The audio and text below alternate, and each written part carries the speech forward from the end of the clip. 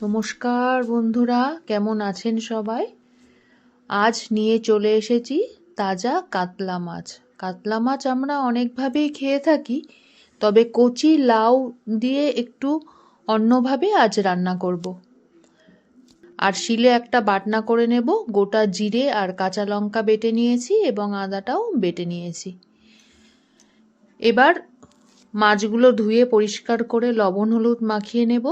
তারপর গ্যাসে একটা কড়া বসিয়ে দিয়েছি।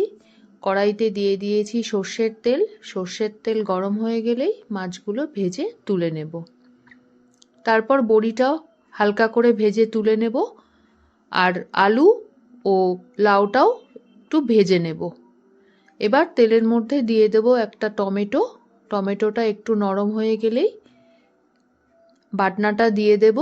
দিয়ে একটু কষিয়ে নেব এবং পরিমাণ মতো লবণও দিয়ে দেব।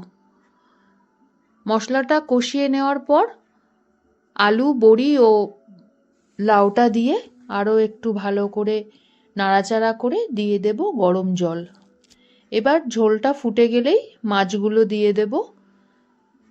মাছগুলো দিয়ে ভালো করে ফুটিয়ে নামিয়ে নিলেই তৈরি হয়ে গেল আজকে আমার আলু, বড়ি ও লাউ দিয়ে কাতলা মাছের ঝোল। এভাবে খেয়ে দেখবেন, বেশ ভালোই লাগবে। Thank you.